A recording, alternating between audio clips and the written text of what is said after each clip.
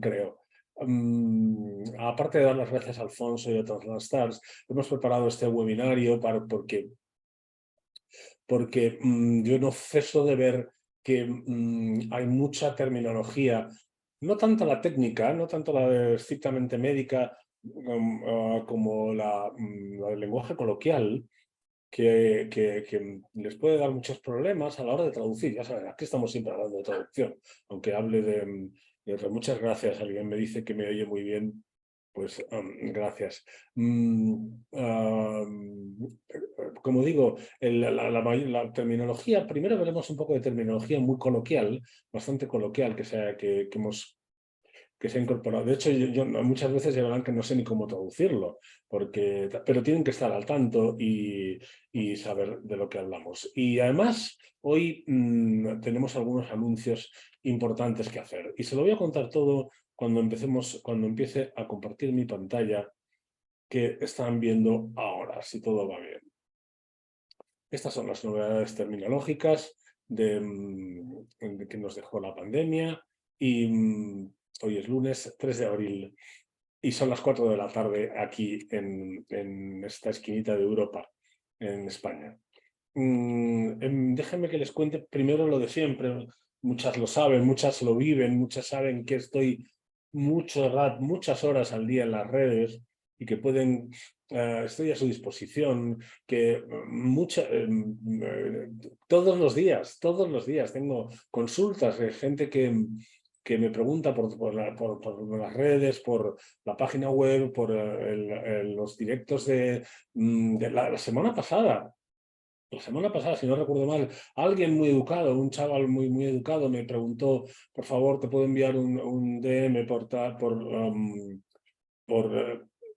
Twitter? Y dije, claro, no hay problema. Entonces me hizo una consulta sobre un texto, algo muy complicado, pero era una traducción del alemán, porque tendemos a pensar nosotros que todos sabemos de todo. Y yo no sé traducir del alemán, yo sé muy poquito alemán. Entonces yo le dije, bueno, pues no te preocupes, pero el que sabe alemán es Fernando Navarro y afortunadamente pues nos llevamos bien, así que si quieres le hacemos la consulta. Y le escribí, era un viernes por la tarde, el viernes de la semana, el viernes de esta semana o de la anterior.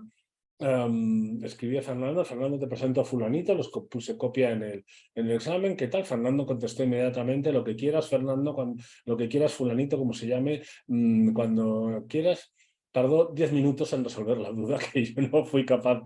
Yo busqué, yo hice lo imposible por encontrarlo, pero claro, yo no, cuando hay que buscar en otro idioma, pues nada, cuando me di por vencido. Así que esto funciona así, ninguno de nosotros es bueno, hay cosas que hacemos muy públicas y muy notorias, pero estamos en las redes y es verdad que estamos. Así que háganme el favor de estar en Twitter, háganse el favor de estar en Twitter, de apuntarse a nuestro muro de traducción médica aplicada.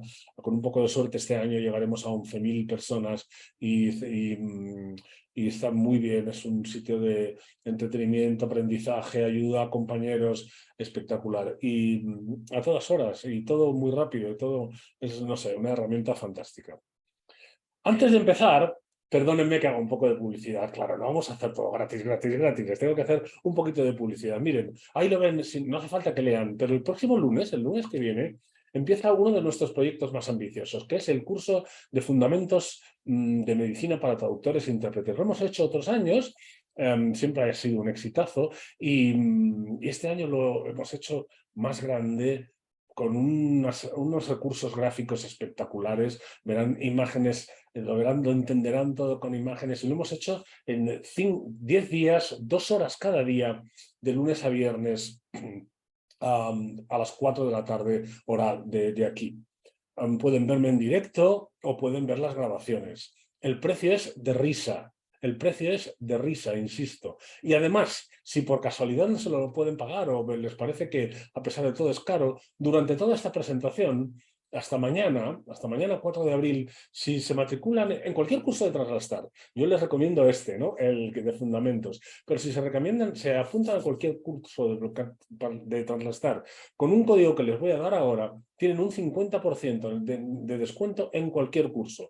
Así que si este curso, como ven aquí, tenía un precio imbatible para que se pueda apuntar a todo el mundo, quienes estén asistiendo, tienen además el regalo de que pueden apuntarse hasta mañana a la mitad de precio, lo cual ya el precio realmente sigue siendo ridículo. No haremos nada igual hasta el año que viene. Si lo hacemos el año que viene, es la manera de aprender la medicina que necesitan. Hay otras ofertas por ahí que se ponen médicos, dicen esto para traductores, y ponen a un médico a hablar de cardiología, por ejemplo. No es muy útil. Yo diría que es una pérdida de tiempo, porque claro, el médico les va a explicar la cardiología, pero ustedes lo que quieren es lo que hacemos nosotros en este curso de fundamentos, lo que hago yo, es explicar los problemas de traducción que da traducir sobre cardiología. De hecho, normalmente mis presentaciones de este tema de fundamentos están resumidas en 20 o 30 términos, y con esos 20 términos de cada especialidad yo les explico cómo es el corazón, cómo funcionan las arterias, las venas, la sangre, cómo va, cómo se mide, qué es un electrocardiograma. Explico todo eso, pero siempre desde el punto de vista de la terminología, de ayudarles a traducir un término. Así que hablamos de anatomía y fisiología, el doble de duración que otras veces, y como les digo, basta con que hagan clic en la página de Translastars, que es muy fácil, a ver si lo pongo aquí, Translastars, yo supongo que será perdónenme porque no me lo sé de memoria, perdón un segundo, por favor. Aquí. Ahora, vamos a ver. Perdón. Translastar.es. Vale, pues ahí lo tienen. Si entran ahí ahora, pueden hasta mañana, día 4, pueden, con el código PabloTrad, pueden apuntarse a este curso a mitad, que empieza el lunes que viene, a mitad de precio. Si no pueden asistir a las clases, no se preocupen, pero no pierdan esta oportunidad. No van a encontrar algo tan dirigido a los estudiantes y a la gente que carece de la formación médica necesaria para traducir. Hace falta un poquito, no es necesario estudiar la carrera, pero hace falta un poquito. Y como les digo, otros les van a dar medicina. Pues yo les explico anatomía del corazón, ¡boom! No, yo se lo explico desde el punto de vista de un traductor. Así que ahí lo tienen, el código es PabloTrad, como lo ven, con mayúsculas.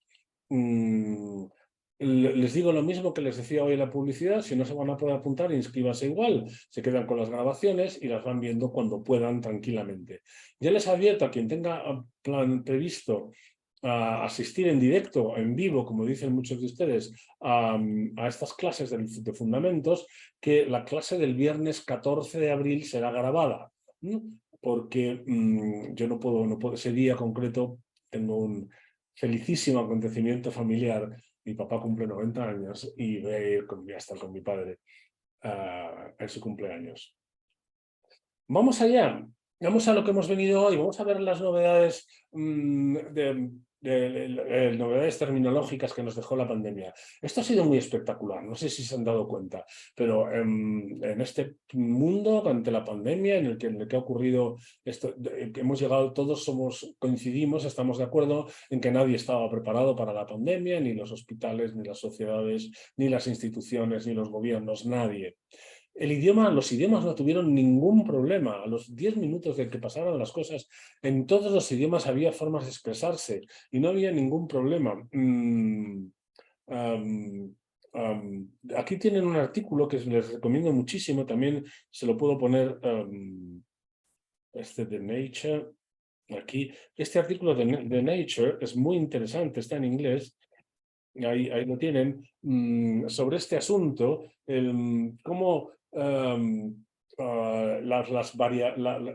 realidad la variación que se ve entre cómo han respondido los idiomas a la pandemia, es menor la variedad entre unos idiomas que otros que la variedad interindividual. Es decir, en casa, en nuestra comunidad, en nuestro entorno, la cosa ha sido muy, digamos en España, por ejemplo, muy variable. Pero a nivel, si uno tiene una visión global de todos los idiomas, y este artículo ayuda a entenderlo, podrán ver que ha habido poca. Yo estaba contando antes al principio que en Los Ángeles el año pasado, en el Congreso de la ATA, hice una presentación sobre algunos aspectos muy, muy superficiales de este tema, cómo se escribía la enfermedad en 4 idiomas, cómo se pronunciaba, con qué género se le ponía, masculino o femenino, en los idiomas que lo tenían. Y bueno, creo que fue una experiencia muy interesante. Y parte de eso que les contestaré, que les contaré hoy. A pesar de que todos hablamos de lo mismo, naturalmente las variaciones fueron enormes. Yo les voy a hablar un poco de novedades terminológicas en el registro coloquial. En el registro coloquial, y aquí ha pasado algo.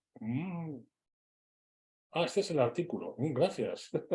Bueno, yo no sé si yo le he dado aquí para que aparezca esto, pero no era mi intención, así que lo, lo voy a cerrar, ¿no? Vale. Fíjese, ahí tiene, por ejemplo, la respuesta de los hablantes angloparlantes.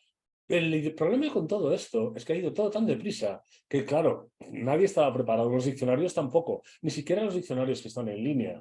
Yo no sé si ustedes estarán de acuerdo conmigo en que el pequeño problema, no sé cuán pequeño es, de los diccionarios en línea que todos conocemos, que no hace falta que nombre ahora, pero de los diccionarios en línea, es que son un poquito lentos de reflejos. En realidad, si uno rescarba un poco en cómo están hechos, en realidad siguen siendo los libros que eran, pero aprovechando el asunto de que están en una página web, en una plataforma, que hay enlaces, hay remisiones automáticas y tal. Pero la forma en la que los autores de los diccionarios se dirigen al lector sigue siendo la clásica. Yo hago la entrada y hago una disertación sobre el tema, ¿no? Normalmente eso para nosotros los traductores que tenemos tiempo normalmente está muy bien, pero a medida que el mundo cambia y que tenemos menos tiempo para leer esas disertaciones, y teniendo en cuenta que esta profesión es mayoritaria también de intérpretes que no tienen tiempo, están trabajando, no tienen tiempo, pues los diccionarios deberían estar actualizados casi a diario. El principal de nuestros diccionarios se saca versiones cada 3 meses, si no me equivoco, cada 4 meses, y está muy bien, es muy elogiable y hay que estar muy agradecidos, pero claro, en 4 meses la pandemia había hecho millones de cosas. Miren toda esta lista de términos, el caremongering, que estos, por ejemplo, sí están en los diccionarios convencionales, en Cosnautas en concreto, casi todas estas definiciones están. Caremongering, fíjense, la solidaridad y ayuda mutua, qué palabra tan bonita, de care y mongering, el altruismo social, lo que llaman el corona stitch, que es la persona, fíjense, es la persona que denuncia a la autoridad al covidiota del día. Luego venimos el cabi idiot, ¿no? Cabi idiot. Bueno, la gente que se saltaba las normas, ¿no? Llegamos a entender aproximadamente que era la gente que se saltaba las normas. A quien denuncia eso le llamaban en inglés el corona snitch. El Drácula snitch, saben que es el toser o estornudar del brazo, que es lo que se recomendaba, ¿no? No toser en las manos, no toser en un pañuelo, toser en el codo. En el codo toser o estornudar. Miss Rona también le llamaban, pues esto no hace falta explicarlo. Moronavirus, sinónimo de coronavirus, sabe moron, lo que significa en inglés. En la expresión stay home, en el sentido de autoconfinarse. You've got to stay home, puede ser en otro contexto, tienes que quedarte en casa por lo que sea, pues porque hay un incendio alrededor, pero adquirió un significado concreto muy particular durante la pandemia. El tested Patsy, o Potsy, como quieran, que significa I tested Patsy, es que dispositivo, ¿no? I tested Patsy. el Wuhan Shake o Food Shake, que fue una forma que hubo al principio, no sé si se acordarán, que era de que en lugar de darse la mano, era tocarse los pies. O sea, aquí en España yo no lo llegué a ver demasiado, no sé si se hizo.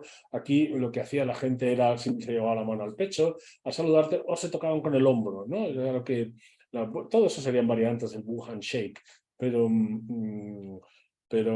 y luego han surgido, esto es más reciente, los nevacovides. Nevacovides, por ejemplo, no está en los diccionarios convencionales. Los nevacovides son las personas que son inmunes a la COVID. Hay unas cuantas, no es un porcentaje pequeñito, pero hay gente que es inmune, que tienen una carga genética que les hace inmunes a la enfermedad. Claro, fueron el primer gran objeto de estudio, ¿no? Si encontramos por qué esta gente es inmune a la enfermedad y somos capaces de reproducirlo, pues será muy útil, ¿no? A lo mejor ¿se imaginan que nos dijeran, bueno, estamos en una pandemia, pero pase por aquí que le vamos a cambiar un gen para que sea usted inmune?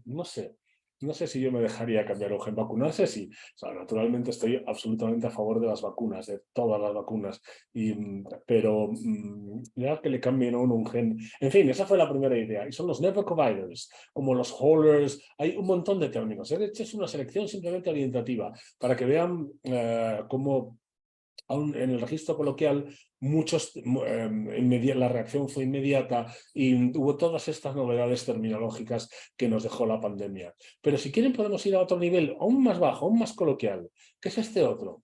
Fíjense, ahí tenemos el Fauci-Auci. El Fauci-Auci se lee mucho en la literatura coloquial, ¿no? En las revistas, en los periódicos, no en las obras de consulta. Y se referían al auchi, el dolorcito, ese dolorcito que queda después de pincharse, ¿no? Hay gente que ni lo nota, pero y no podemos traducirlo porque hace un juego de palabras con el responsable de la COVID en los Estados Unidos, el doctor Fauci, que es, bueno, para mí el dios de la medicina en la actualidad, ¿no? Ahí detrás hay unos cuantos libros de él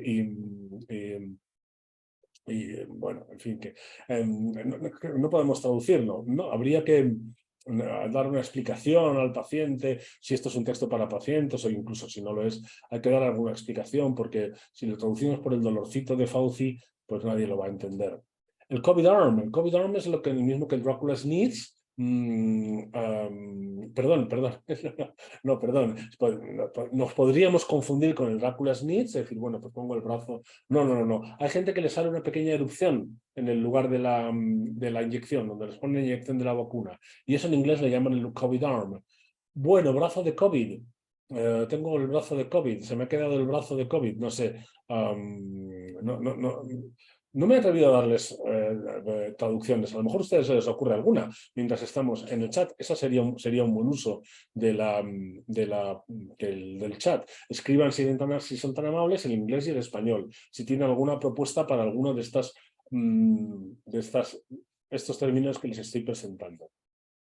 Otro término, el accident. Tener un accident es un incidente desafortunado que ocurre de forma inesperada como un accident, pero relacionado con la vacunación. Es decir, bueno, ya saben que en inglés, en Estados Unidos suelen tener mucho humor para estas cosas, así que si alguien tiene algo no causado por la vacunación, sino relacionado con el hecho de irse a vacunar, ¿no? Pues yo que si llegas tarde o no te arranca el coche, o el auto o el carro, o yo que sé, tenemos un accidente relacionado con la vacunación. Un Vaxda, al principio llamaron Vaxda a estas aplicaciones que se querían utilizar para hacer el seguimiento de la gente vacunada y de los contactos y todo esto, una especie de gaydar como había en mi época, o yo que sé, algo parecido a, bueno, cualquier aplicación de estas, ¿no? O esta otra que es tan chula que se ven en los aviones, ¿no? Que no me acuerdo ahora cómo se llama, pero que se ven los aviones en tiempo real, que es una locura. Que bueno, no tonto pasa las horas mirando esa aplicación. Vieron que en inglés decían muchísimo, refiriéndose al pinchazo, un jab, y le llamaban así, jab, I got my jab, get the jab. Y no sé si lo vieron en algún sitio como jag, y a lo mejor se han preguntado, pues, ¿por qué? Pues fíjense, jag es un término escocés. Y y bueno, dice, como donde lo he tomado, dice, bueno, ellos inventaron la medicina porque creen realmente que inventaron la medicina en Escocia, así que hacemos lo que ellos digan, ¿no? Bueno, eso lo pueden escribir como quieran, todo el mundo lo entiende, habrá quien se lo corrija si traducen al inglés, pero jab y jag significan exactamente lo mismo, ¿no? El pinchazo, el pinchazo. O sea que si han visto, yo leí como jab, pero yo no. Claro, Cecilia, en todas partes pone jab, pero jag también sale mucho. Y es interesante porque uno se queda ahí y un jag es un jarro, ¿no? En principio, y podría llevar a conclusión, pues no, es lo mismo que jab, pero en Escocia y en otras partes del mundo. Gracias a ti, Cecilia. I was up today, claro, I was up today. That's what they say. Entonces, les acabo de poner dos fotografías, dos diapositivas de ejemplos de cómo el lenguaje coloquial reaccionó inmediatamente con la terminología. Y claro, esto daría para... Esto es el lenguaje coloquial. Simplemente en el registro coloquial yo podría estar toda la presentación mostrándoles cómo reaccionó el inglés, en este caso, a la COVID. Hay montones de expresiones como para crear un diccionario, ¿no? También, tanto en términos técnicos como coloquiales. Esto es lo que hay aquí. Pero en realidad, si han visto la publicidad, porque se han visto la publicidad, yo les quiero hablar de mi campo. Mi campo son los ensayos clínicos, como saben muchos de ustedes. Entonces yo les voy a explicar algunas novedades terminológicas que nos dejó la pandemia relacionadas con los ensayos clínicos. Y por eso, ahora entramos ya en materia, lo que yo en realidad les quiero contar hoy, en novedades terminológicas que nos dejó la pandemia, pues están los DCT, los ensayos clínicos descentralizados. Yo les recomiendo que lo dejen así, que los DCT, sin ese, nada de escribir, se lo pongo en el chat, no escribimos esto. Nada de ese final, los DCT son los DCT. Hoy veremos más abreviaturas y son también son esta, son esto.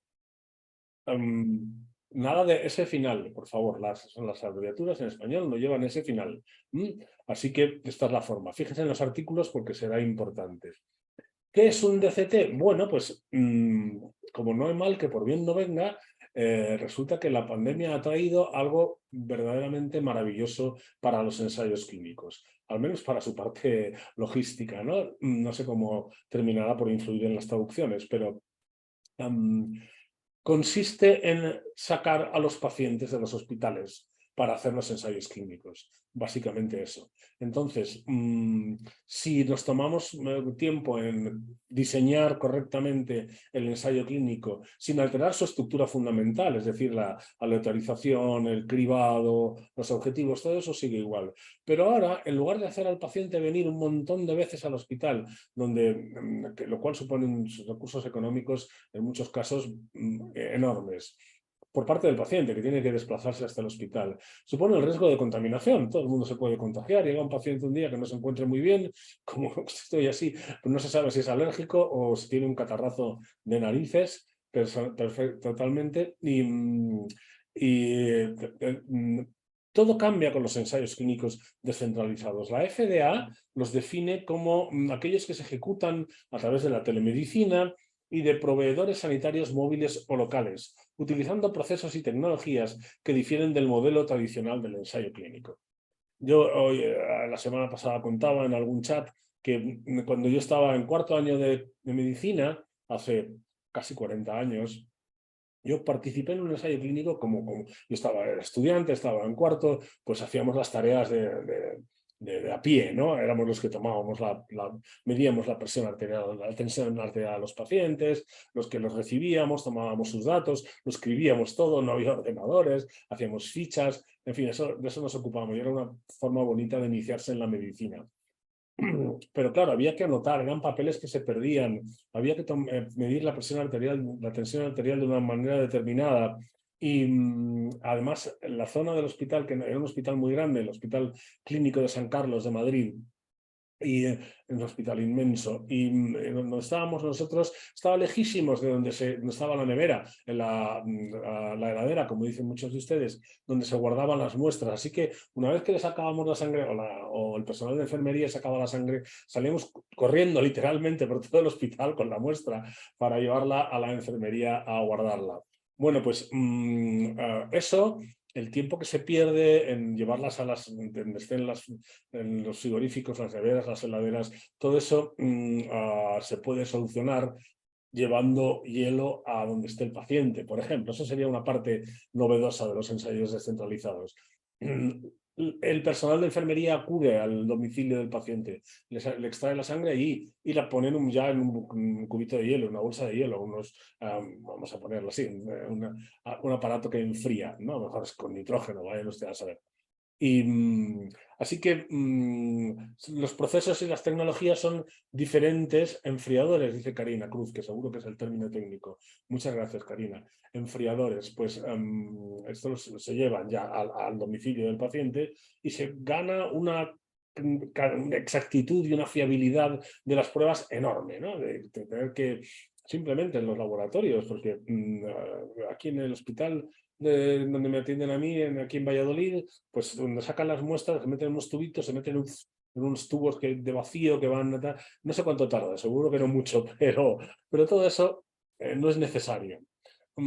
Fíjense que dice que los ensayos clínicos se sirven de la telemedicina, pero no tanto para que el paciente, todos entendemos por telemedicina esa posibilidad, de momento remota, de que en el futuro nos atiendan como pacientes, nos atiendan un monitor, una pantalla, y al otro lado hay un paciente o a un médico o no. ¿No? Ahí, como nos pasa con los teléfonos ahora, a lo mejor primero aparece alguien de realidad virtual que nos hace preguntas y nos intenta ver si puede solucionar algo sin que intervenga el ser humano, y al final aparece un ser humano que bueno, este uso de la telemedicina que se propone para los ensayos descentralizados es al revés, es para que el médico vea al paciente y vea cómo va todo, le enseñe cómo va su lesión, le pregunte cómo...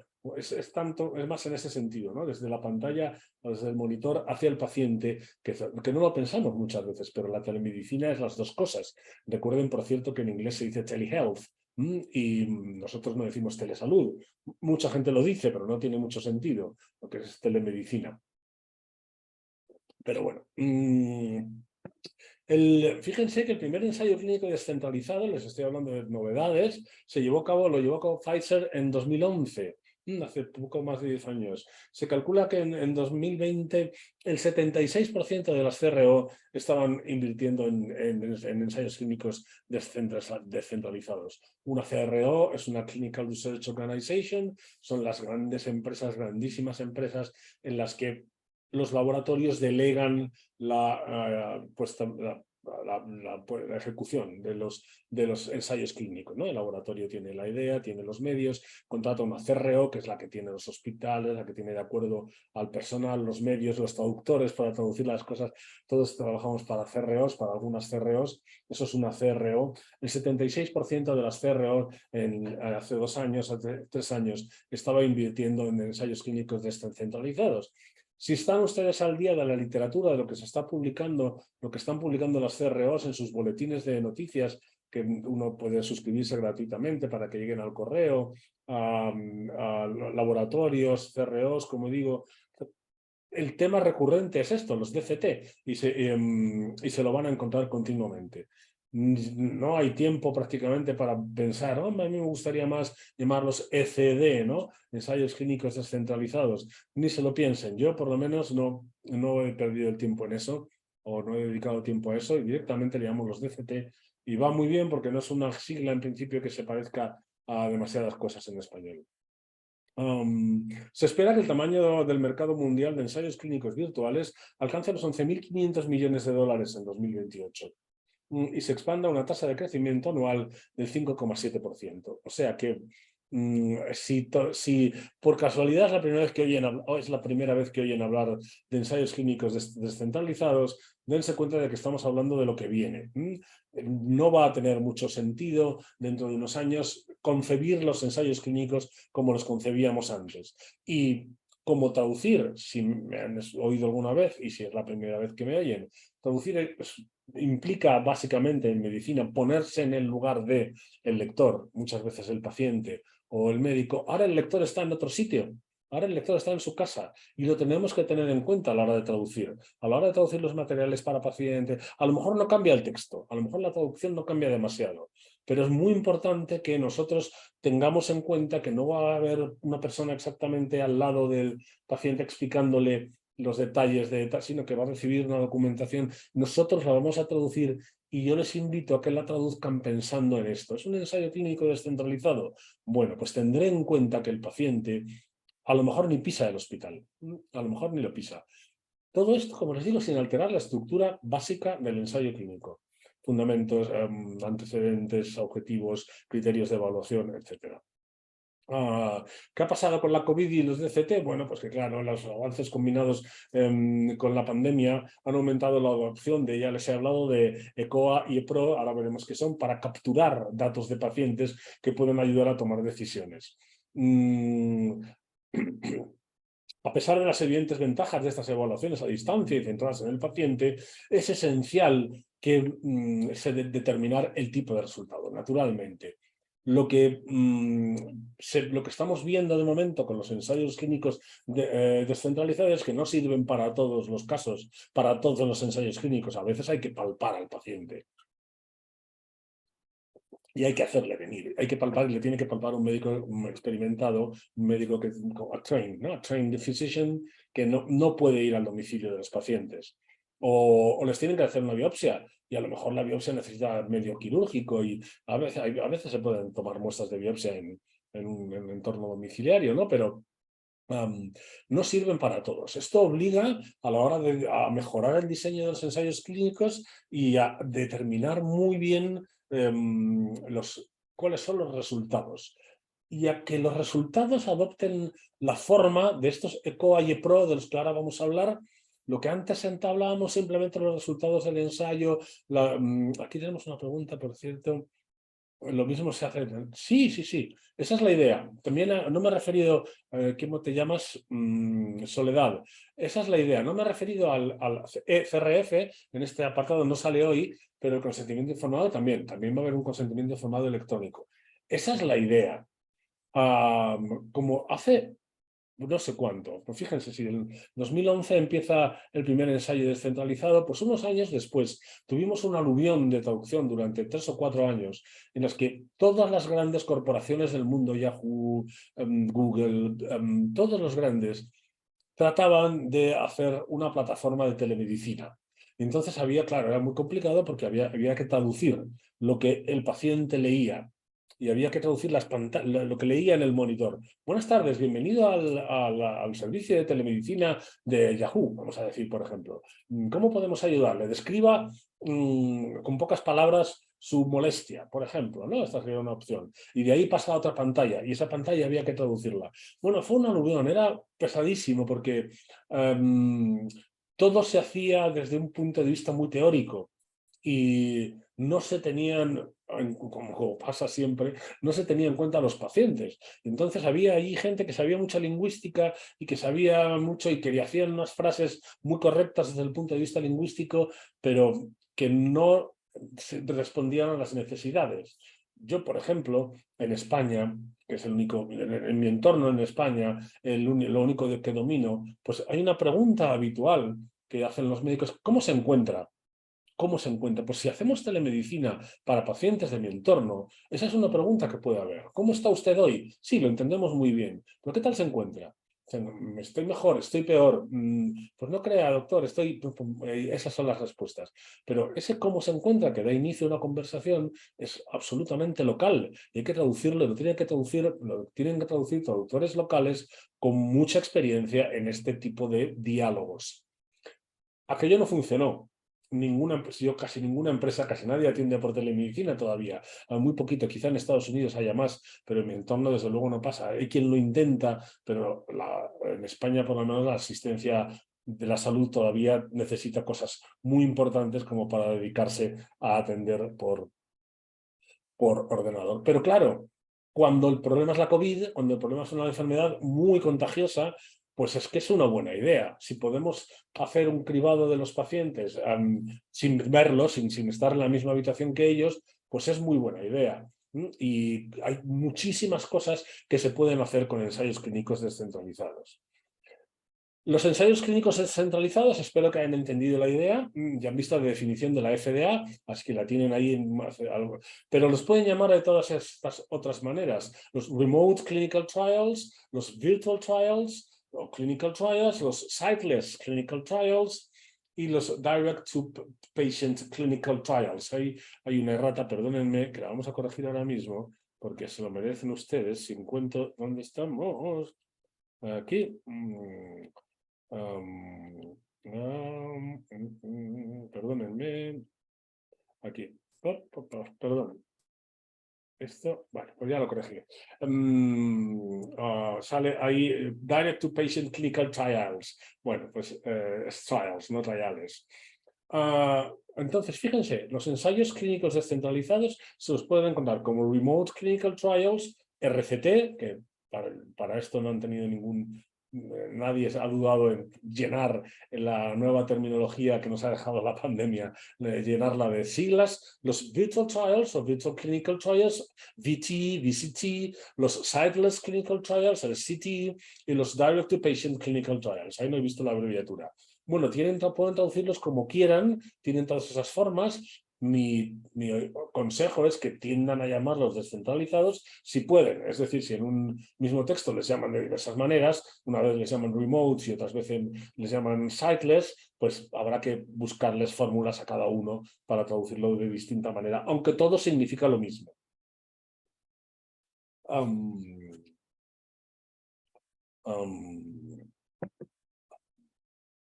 Fíjense que, como digo en Virtual Trials, les pongo aquí una advertencia, ojo, que un ensayo dice, en inglés ponía esta frase, la he traducido en inglés, decía, an actual virtual trial, un ensayo clínico virtual de verdad, sería aquel en el que no hubiera emplazamientos físicos ni interacciones cara a cara con los pacientes. En realidad, en el paraguas, perdón porque hay ensayos clínicos en paraguas, en el paraguas de los ensayos clínicos descentralizados está cualquier cosa que antes se hacía a mano o cara al paciente y ahora ya no se hace. Y ya podemos decir, es que este ensayo está descentralizado. En realidad, para cumplir bien la definición del ensayo clínico descentralizado, tendría que ser así, que no hubiera emplazamientos físicos, que no más que el domicilio del paciente, pero no un centro, un hospital, un laboratorio, y que no hubiera interacciones cara a cara con los pacientes. Esa sería la teoría. La realidad, se lo vuelvo a contar, es que en cuanto una de las antiguas gestiones que se hacían en los ensayos clínicos se hace ahora por medios digitales o electrónicos, ya le llaman ensayo clínico descentralizado. Hay dos tipos fundamentales. A ver, yo lo he visto como remote, nos dice Tatiana remote, sí, estaba en la definición anterior y dice que nos adelanta ella que hay de dos tipos, aquí los tenemos, el tipo híbrido y el totalmente remoto. El híbrido es un ensayo en el que los pacientes pueden acudir a instalaciones para algunas actividades del ensayo, como la selección y la inscripción, mientras completan el resto del ensayo a casa o en casa o a distancia, donde quiera que estén. Dice Tatiana, yo lo he visto como remote, son híbridos, el paciente va 1 o 2 veces al centro para, por ejemplo, una resonancia. Claro, todavía no tenemos resonancias portátiles, aunque estamos en ello. Y efectivamente, como nos cuenta Tatiana, hay ensayos descentralizados híbridos, de los que algunas cosas se hacen en el hospital, a lo mejor al principio una visita de explicación, a lo mejor determinadas pruebas muy complejas, qué sé yo, una tomografía por emisión de electrones, pues de positrones, perdón, pues claro, todavía no los hay portátiles, ¿no? Los TEP, pero La idea es esta. Hay híbridos y hay otros totalmente remotos, en el cual todos los aspectos del ensayo se gestionan de forma remota y el organizador del ensayo trabaja con los centros, los equipos de envío directo al paciente, las enfermeras asistenciales, etcétera, para garantizar que el ensayo se desarrolle sin problemas. Bueno, se entiende, con la definición, con el nombre se entiende. Los hay híbridos y los hay totalmente remotos o totalmente virtuales, como quieran llamarlos. ¿Qué herramientas y servicios se emplean en un ensayo descentralizado? Bueno, pues ya hemos hablado de la telemedicina, el consentimiento informado electrónico, se lo escribo aquí, es el ECRF, y que aquí en español llamamos el consentimiento informado. Si ustedes lo traducen por formulario de consentimiento informado, pues podría ser así. O dicen documento de consentimiento informado, esto depende de los países, pues esta es una buena fórmula. Aquí es el único, como ven, es el único contexto en el que les recomiendo que sí traduzcan la sigla, porque esto es para los pacientes. Y los pacientes sí tienen que entender que DCI corresponde a documento de consentimiento informado electrónico. Todos los demás casos, todo lo que es para profesionales de la salud, yo creo que es una pérdida de tiempo. Hagan lo que, yo sé que hay gente de ustedes muy reticente a mantener siglas en inglés. Yo cada vez me siento más libre para hacerlo y yo doy explicaciones cuando estoy traduciendo y aparece la primera vez la sigla, pues lo explico y luego ya el texto va con siglas. Más herramientas de los DCT, la recogida centralizada de datos, los dispositivos móviles y los wearables. Yo no sé si saben, no sé cómo traducen los wearables. ¿Alguien me da una idea de cómo traducimos los wearables? Los wearables. A ver. Si no recuerdo mal, para los que estén buscando en Cosnautas, yo creo que allí proponen ponibles. Los ponibles. Bueno, a mí no sé qué me pasa a mí con esto, pero ¿saben lo que son los wearables? ¿No? Cuando uno puede llevar aplicaciones electrónicas pues en la ropa o en un vendaje. Ahora hay vendajes con aplicaciones electrónicas, de manera que el vendaje informa de lo que pasa en la herida, incluso puede liberar medicamento y habla de la temperatura, de la humedad y todo basta con acercar el vendaje a un lector, ¿no? Todo esto son wearables y esta ropa que es inteligente, digamos, ¿no? Que dicen que es inteligente, tan tonta como antes, pero es una forma de entendernos. Eso se llaman wearables y, como digo yo, si no recuerdo mal, la traducción que propone casi todo el mundo es ponibles.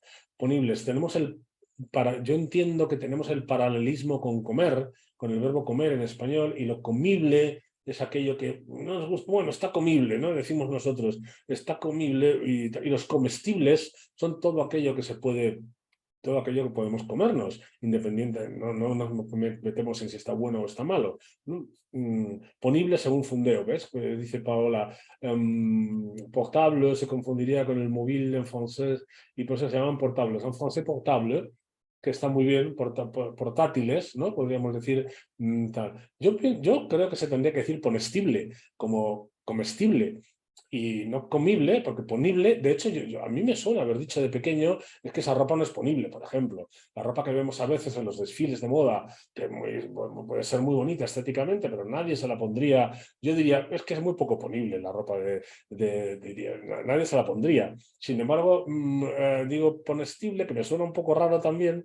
En fin, es una tontería mía, no me haga mucho caso porque la Fundeu dice ponible, Navarro dice ponible, así que con los dispositivos móviles y los wearables se transmiten al centro, que no tiene que ser tampoco un centro físico, hablaremos de esto, al centro donde sea la plataforma desde la que se lleva el ensayo clínico, será como transmitamos las ECOA y los EPRO de los que hablaremos ahora en un momento.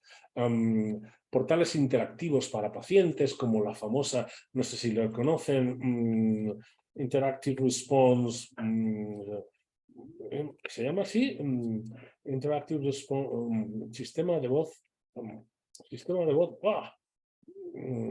Voice Response, es así. No estoy muy seguro.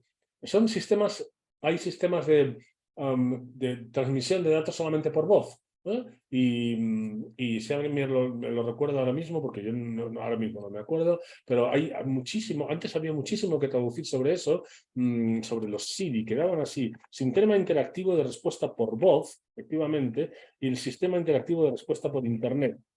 Esto es lo que habla aquí de los portales interactivos para pacientes. Tienen una traducción en inglés, que eso ya sí que no me acuerdo, pero le dan la vuelta a las siglas y lo encuentran. Sistema interactivo de respuestas por voz. Se los encontrarán por ahí, se lo cuento solamente para que estén familiarizadas con ellos. Los Siri y los Siri. Y entonces, no son los Siri, no. Es un sistema, como digo, Sara, de comunicación con la plataforma central, de manera que tú puedes dictar los datos de voz, cualquier cosa, no los del diario electrónico, es otra cosa, por lo que tú preguntas, el diario electrónico. No, puedes comunicarle resultados del ensayo, cuánta fiebre tenías, cómo te encuentras. IVR, exacto. Interactive Voice Response System, yo creo que falta, ¿no? Es IVR System, exacto. Ahí está, muy bien, muchísimas gracias, Karina, eso es. Interactive Voice Response System. Y ese es el voice, y luego hay otro que es por Internet. Así que es el II, Interactive Internet Response System. Y entonces estés escribiendo en el ordenador y entran o con un QR, yo que sé cómo lo hagan. Y bueno, perdón, en este tipo de ensayos hay que tener también en cuenta la logística de propiedad intelectual. Les contaba hace un momento que esto que nos pasó, esta oleada que tuvimos hace unos años de empresas que querían prestar servicios de telemedicina, fracasó sobre todo por problemas de intimidad, de protección de la intimidad del paciente. Era prácticamente imposible. Se vio enseguida que quedaba desprotegido el paciente que se presenta allí. ¿Cómo lo identificas? Pues tiene que dar datos, de alguna manera tienes que hacer un código de tarjetas, algo que enseñen. Es realmente complicado. ¿Cómo garantizas que nadie va a tener acceso a esos datos? Pues yo creo que eso, Big Data, que es el Big Data, dejó a la telehealth, la dejó de lado hasta que esto se solucione, si se soluciona alguna vez. Así que también los ensayos clínicos descentralizados implican cambios en este contexto, ¿no? Hay que mejorar el asunto de la protección de datos. Las ventajas de los ensayos de los DCT, pues por supuesto el mayor acceso a los pacientes, menores cargas. Les he contado muchas veces que yo a menudo interpreto al inglés entrevistas con pacientes que han participado en un ensayo clínico. Ahí me dan la grabación y yo la interpreto al inglés, por una cuestión de seguridad también. Así que tengo mucho contacto con pacientes que han participado en ensayos clínicos, algunos realmente duros, pacientes que han tenido que ir muchísimo al hospital a que les hagan muchas perrerías y tal. Y todos los pacientes se quejan de lo mismo, de tener que ir al hospital, de tener que estar temprano, las horas que tienen que estar allí. Si les citan a las 8 de la mañana, tienen que hacer noche en la ciudad. Tienen muchos pacientes, como les digo, los ensayos clínicos para los que yo he traducido eran complicados, pacientes que a lo mejor no podían conducir, no podían utilizar el transporte público, necesitan un familiar o pagar a alguien que les lleve. Este asunto simplemente de traer a los pacientes al hospital era gravísimo y era un problema muy importante que se tiene que solucionar con esto. Que vaya el personal de enfermería a los pacientes, como ahora veremos. Además, se adapta a su vida diaria, no tienen que hacer cambios en su trabajo. Los pacientes están mejor informados y es más fácil que lo que se llama en inglés patient retention, que no abandonen el ensayo. Esto de retener a los pacientes, la traducción literal por retener no queda muy bien. Para pacientes y promotores, o como lo quieran llamar ustedes, patrocinadores, mejoran la seguridad y la eficacia, aumenta la velocidad del ensayo, la precisión de los datos.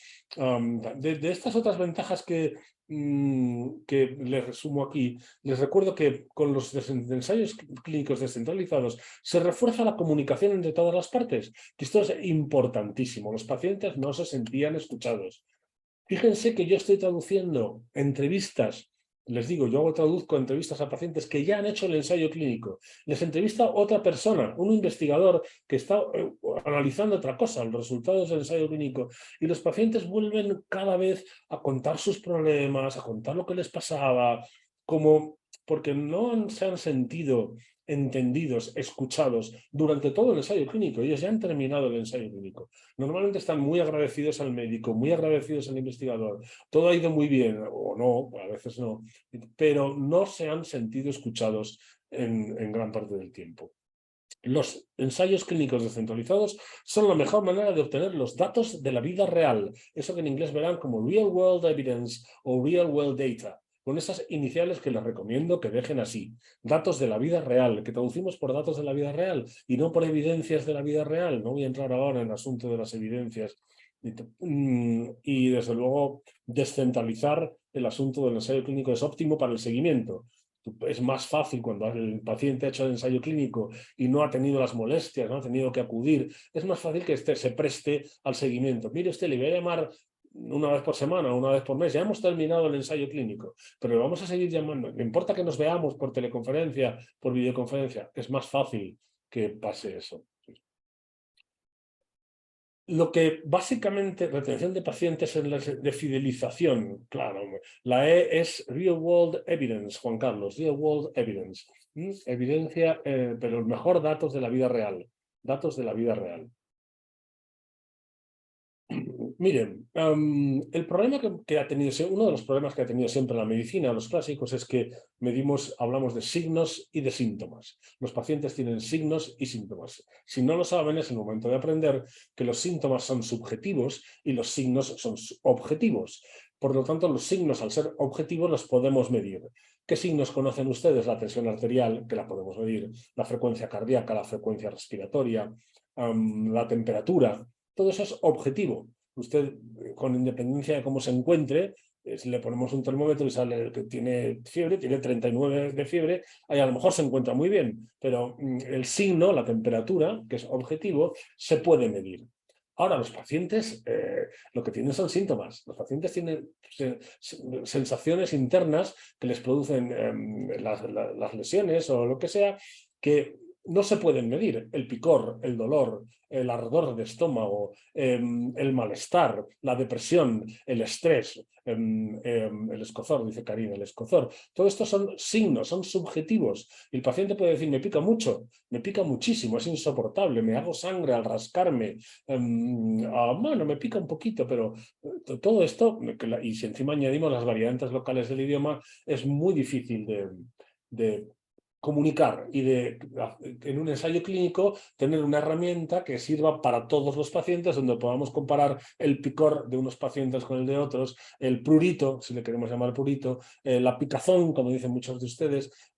Todo esto era muy difícil. Bueno, pues ya hemos conseguido que con escalas, simplemente decirle al paciente del 0 al 10, dígame, su picor, ¿cómo era cuando empezó el ensayo clínico? Dice, pues un 7. ¿Y cómo era cuando acabó el ensayo clínico? Pues un 10 o un 7, porque ha mejorado o se ha quedado igual. Eso, que parece tan primitivo, pues simplemente con eso conseguimos, eso sirve para que podamos comparar el prurito, la picazón de todos los participantes en el ensayo clínico, en el caso de que la picazón sea un criterio de evaluación, un síntoma importante.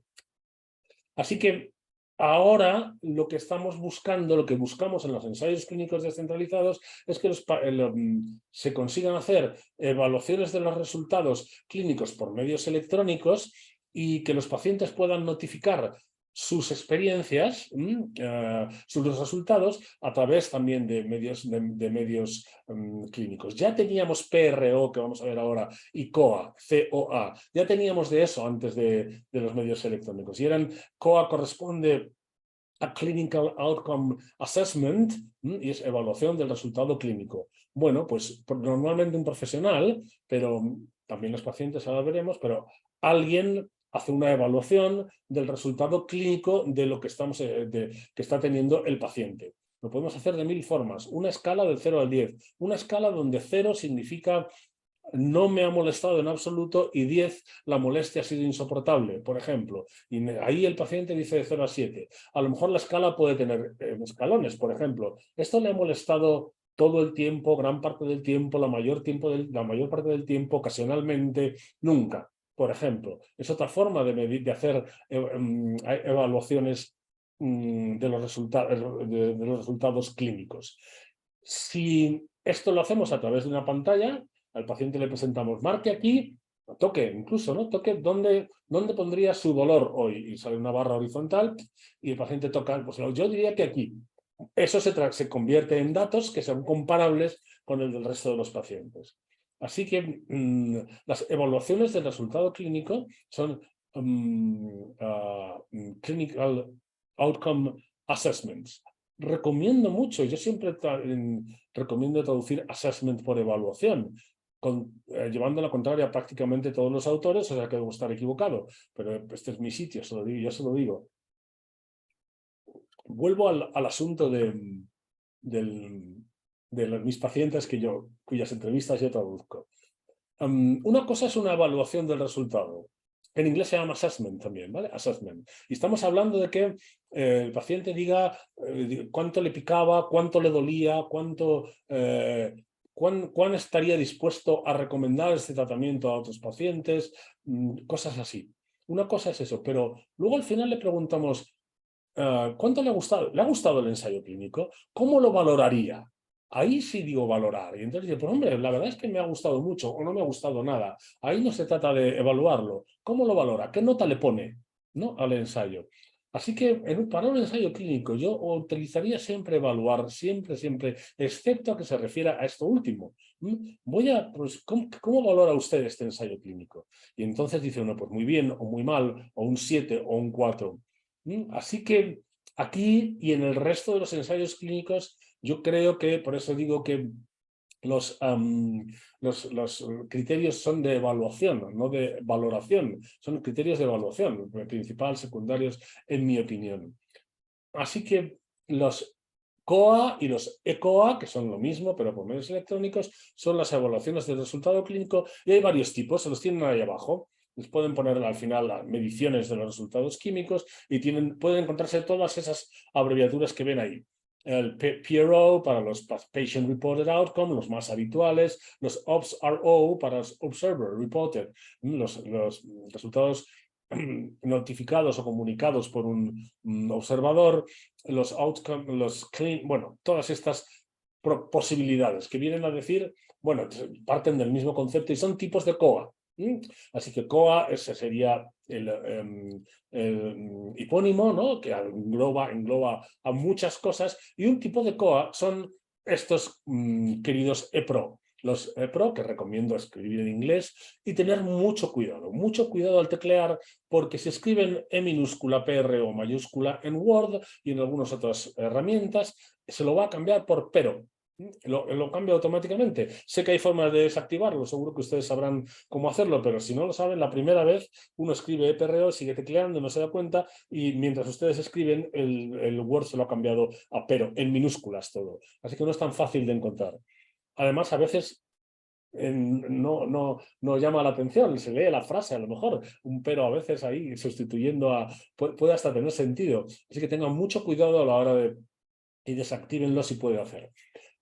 Para algunos autores los PRO son Patient Reported Outcome. Algunos autores dicen resultado percibido por el paciente. Yo creo que no, es reported, es notificado o comunicado o reportado desde mi punto de vista. Adáptenlo a sus necesidades locales. El paciente opina sobre su síntoma o sobre otras cosas, sobre cuánto le ha afectado a su vida diaria. Diría que le ha afectado a sus relaciones con parientes y amigos, ha afectado a la práctica de deportes, a la realización de tareas domésticas, bueno, este tipo de cosas. El paciente pues contesta a través por medio de un PRO, contesta cuánto le ha afectado la enfermedad a su vida diaria. Esto que en inglés llaman impacts, y que los malos traductores traducen siempre por impacto, ¿no? De los siguientes impactos, dígame cuál ha sido el más significativo, preguntan en estas entrevistas. No son impactos, hombre, estos son efectos, repercusiones. Miren todas las posibilidades que tienen con respecto a PRO. Verán SRO, CRO, ORO, todo. Y tienen dos posibilidades al final que a mí me gustan mucho para el caso en que las pueden utilizar. Si en inglés pone PRO, PRO, ponemos PRO. Pero si entienden de lo que les he hablado, estamos hablando de la perspectiva del paciente. Curiosamente, lo que tenemos, la gran novedad de la medicina en los últimos 10, 15 años es la patient-based medicine. La medicina basada en los pacientes. Se ve que antes estaba basada en otra cosa que no se puede entender. Sí, estaba basada, se decía, en la enfermedad, ¿no? La medicina se dedica todavía a curar, tratar o controlar la enfermedad y se olvidaba del paciente. Terrible, ¿no? Pero es así. Bueno, pues los PRO, los EPRO, permiten conocer la perspectiva del paciente, sobre todo con respecto a sus síntomas, sobre todo sobre cuestiones subjetivas, como les decía antes. ¿Cómo ha afectado esto a su ocio, a su manera de... Ha tenido depresión, ha tenido estrés, ha tenido angustia, ha tenido todo este tipo de cosas que sus expectativas se han visto alcanzadas. Aquí tienen, bueno, algunas, no querría extenderme mucho. Normalmente se trata de cuestionarios electrónicos con los que se evalúa periódicamente el estado de salud de los pacientes. También pueden ser diarios del paciente, que preguntabas antes, Sara, por los diarios del paciente. Bueno, pues es un tipo de PRO. Ahora sí, un tipo de PRO son los diarios del paciente. Otros, los rastreadores de fitness. Mucha gente lleva relojes, ¿no?, en la muñeca que son capaces de comunicar datos sobre, a lo mejor, solo los pasos que damos, pero también eso es un wearable también, ¿no?, supongo yo. Y también esto último, que se ve muy poquito, pero que es el futuro, que es lo que llaman la evaluación ecológica momentánea, que en realidad es una evaluación del entorno. También se evalúan las experiencias, los comportamientos y los estados de ánimo del paciente. Como les decía, los ensayos clínicos descentralizados servirán para que todo salga mejor, pero el gran avance es conseguir medir los parámetros subjetivos del paciente, desde los síntomas, que son, ya les digo, el prurito, el cansancio, el dolor, el propio dolor que no se podía medir antes, hasta su entorno. Es que, bueno, pues, perdón, la depresión, la angustia, el estrés, la ansiedad, etcétera. Y termino con dos conceptos muy importantes. Dos conceptos. Uno, el de la Mobile Research Nurses. Al socaire de la COVID y de los ensayos clínicos descentralizados, aparecen estas Mobile Research Nurses, que se llaman enfermeras móviles, o enfermeras móviles. Perdonen, aquí no he utilizado, me he ido al femenino de toda la vida. Perdónenme, si me conocen ya saben que soy un feminista convencidísimo. Estoy totalmente a favor de respetar a las personas no binarias, etc. Bueno, aquí no me ha parecido oportuno. Así que no me lo tengan muy en cuenta. Las enfermeras móviles son estas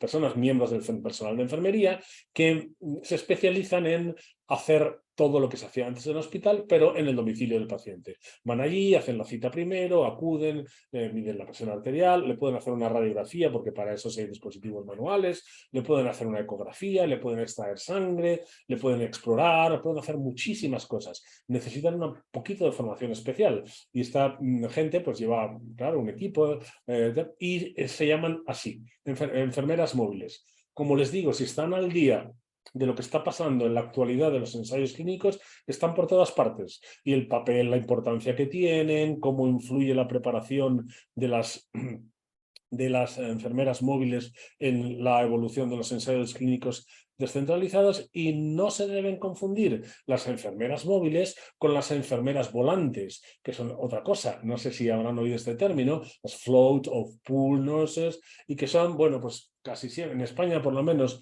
cuando una enfermera entra nueva, y sigo utilizando el femenino, discúlpenme, cuando un miembro del personal de enfermería entra nuevo en un hospital, por ejemplo, lo más probable es que al principio le den su actividad en los próximos 15 días. y se encuentre en su casilla o en el tablero un tal sobre, fulanito, 15 días, y el lunes por la mañana trauma, lunes por la tarde cirugía, miércoles urgencias. Entonces este personal de enfermería está capacitado para hacer determinadas tareas que son necesarias y comunes a muchos servicios distintos. Entonces, a este tipo de enfermedades se les llama volantes en España, enfermeras volantes. Suelen ser vistas un poco despectivamente por las veteranas, ¿no? Les llaman sustitutas o refuerzos, así que cuidado, porque a lo mejor en inglés encuentran una denominación como esta, ¿no? De substitute o subrogate, yo que sé, algo así, o reboost, yo que sé, y se refiere a estas enfermeras volantes. Rotativas, sí, no le he puesto aquí. Sí, mira, rotantes, perdona. Karina, rotantes o rotativas, habría que añadir correturnos también, routers en muchos sitios, satélites también se llaman. Gracias, Karina. Rotativas, rotantes, correturnos, routers, satélites. Todas estas posibilidades que dependerán de sus necesidades locales. Y aquí termino con los virtual sites. Como les digo, todo lo que les he contado hoy, casi todo sale de mi experiencia y también de que intento estar al día para contarlos a ustedes en webinarios y en cursos para contarles lo último y lo que se van a encontrar en los textos a los que se enfrenten próximamente. Y yo me he enfrentado hace poco al The Virtual Site, que son los centros virtuales. El concepto lo entendemos, ¿no? Yo creo entenderlo. Virtual Site, pues llegará un momento en que ni siquiera habrá un hospital responsable último del ensayo clínico. A lo mejor no hace falta. Hay ensayos clínicos en los que solamente será necesario que haya un investigador que puede estar en su casa perfectamente o donde quiera, conectado a una plataforma, un servicio un grupo de personal de enfermería volante contratado y no exista un centro de lo que hemos entendido toda la vida, ¿no? El site, el clinical site, el centro de estudio, pues a lo mejor no exista eso. Ese es el concepto. Curiosamente, yo he buscado lo que he podido por internet y no he encontrado absolutamente nada sobre este tema. Es más, me apunté a este webinario que ven aquí, lo pueden ver aquí, de esta revista que está muy bien, Applied Clinical Trials, que yo recibo el boletín diario, es muy interesante. Y esta revista fíjense, el 30 de marzo estuve 1 hora escuchando a esta gente para enterarme de qué eran porque se llamaba así, Virtual Sites, lo tienen aquí. Are they the future of RWE, de la Real World Evidence? Are they the future? Bueno, pues, aunque a mí me resulta increíble que estas 5 personas, todos tan elegantes, no sé si lo han visto, que los señores van con corbata, todos, esta mujer va, es pagado por una revista y tal. En ningún momento explican que es un virtual site. Hacen alguna leve mención a ello y la verdad es que yo perdí el tiempo por ustedes, no pierdan el tiempo, aunque les podría dar, si quieren, algunos enlaces para que vean, perdón, en lugar de eso les voy a dar, si quieren más información sobre las recomendaciones de la Agencia Europea del Medicamento.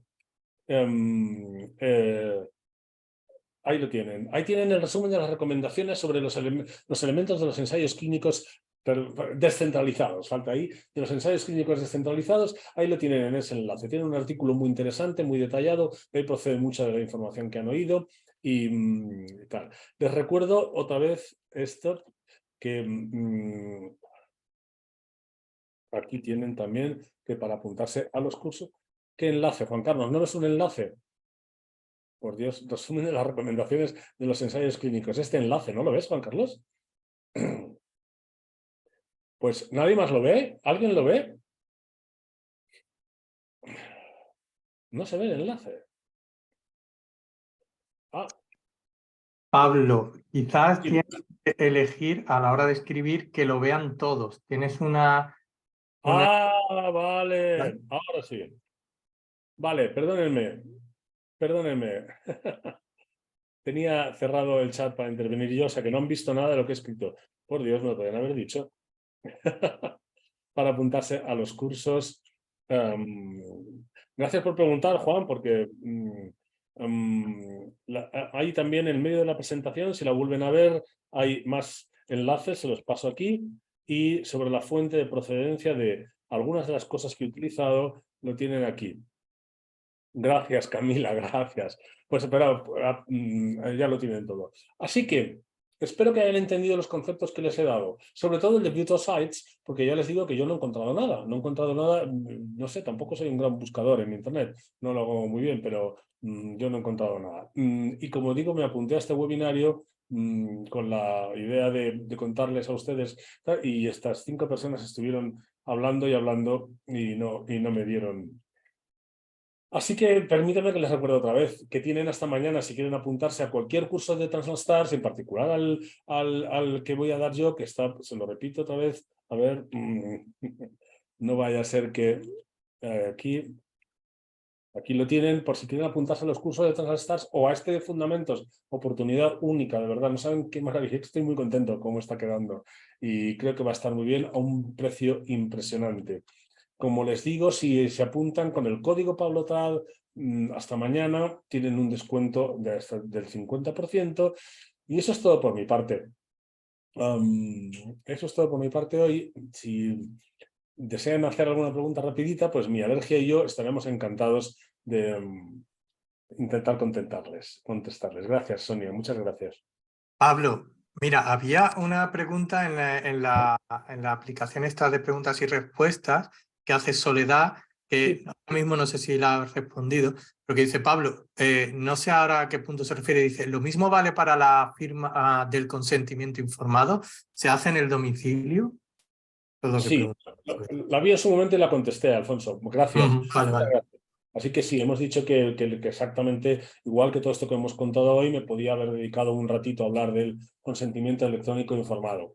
Esto, como todos los documentos electrónicos que se quieren estandarizar y generalizar, pues están topando con unas dificultades enormes. Fíjense el tiempo que hace que tenemos Internet y ordenadores y todavía no hay una historia clínica electrónica, o la tienen en algunos hospitales, en algunos centros, porque hay muchísimos problemas de redacción, traducción y de protección de la seguridad de los pacientes. Entonces, bueno, pues alguna vez encontrarán este término, se lo escribí en su momento, los ECRF, que en inglés pueden llamar, en español pueden llamar así. Aquí sí traducimos, les contaba a los asistentes que aquí podemos utilizar las siglas en español porque son para pacientes. Y nada, muchísimas gracias a vosotros y a vosotras por ser tan amables y por haberme aguantado este ratito.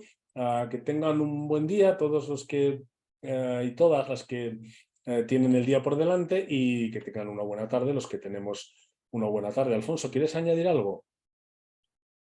Darte las gracias como siempre, la verdad que ha estado muy bien y nada, agradecerte todo lo que haces por la comunidad de traductores. Cecilia, anímate con la traducción médica, te va a encantar, es lo más bonito, es la parte más bonita de la traducción y además todo lo que aprendes te sirve porque algún día, por desgracia, alguien a tu alrededor se pondrá enfermo y a lo mejor aprendes algo. Buenas tardes, Alfonso, buenas tardes a todos.